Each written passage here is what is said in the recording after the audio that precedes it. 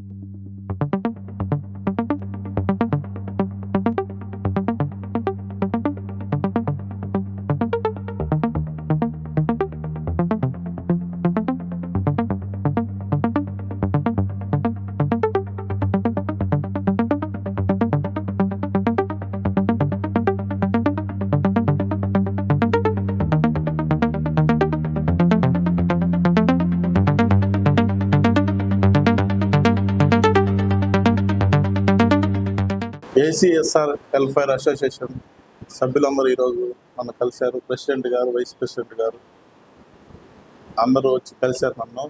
వాళ్ళు ఏదో సమస్య నన్ను ఈరోజు అడిగారు. ఆ సమస్యలన్నీ మా సేదరన్న గారి దగ్గరికి తీసుకెళ్ళి అవన్నీ పరిష్కారం అయ్యేలా ప్రయత్నిస్తామని అందరూ చెప్తున్నాను.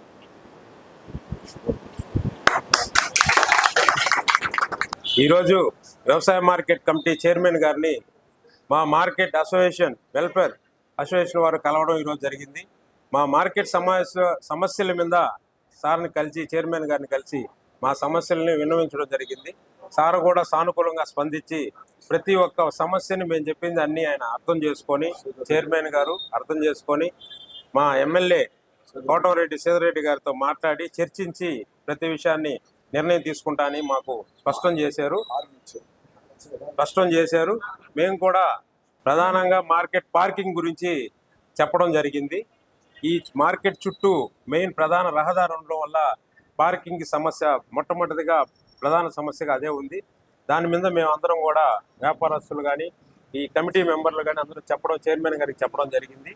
దీన్ని సానుకూలంగా సారు స్వీకరించి అన్నీ చూసి చర్చించి దీని మీద మొదటగా ఈ సమస్యను పరిష్కారం చేస్తానని మాకు హామీ ఇచ్చారు. రెండవది, ఈ సులభ కాంప్లెక్స్ బయట రోడ్డుకు బయట ఉంది, దాన్ని తీసేయమని చెప్పి కూడా మేము చెప్పడం జరిగింది. దాని మీద కూడా సారు స్పందించారు. దాని సమస్య కూడా మేము తీరుస్తామని చెప్పారు. మూడవది, డి అసోసియేషన్ వాళ్ళకి ఒక లైసెన్సులు ఇవ్వమని చెప్పి కూడా అడిగాము. చెప్పాము. దాన్ని కూడా సారు లైసెన్సులు ప్లస్ బాడుకు కూడా కేటాయిస్తాము, మేము చర్చించుకొని చెప్తామని చెప్పారు. ఇవన్నీ కూడా మా ఎమ్మెల్యే సీతారెడ్డి గారి దృష్టికి తీసుకెళ్ళి సార్ మాట్లాడి చర్చించి ఒక సమస్యను కొలికి తీసుకొస్తాం కూడా మాకు హామీ ఇచ్చారు. సార్ ఇవన్నీ మా సమస్యలన్నీ తీసుకొని మాట్లాడిందని కూడా సార్కి ధన్యవాదాలు తెలుపుకుంటున్నాం మా మార్కెట్ అసోసియేషన్ వారి తరఫున.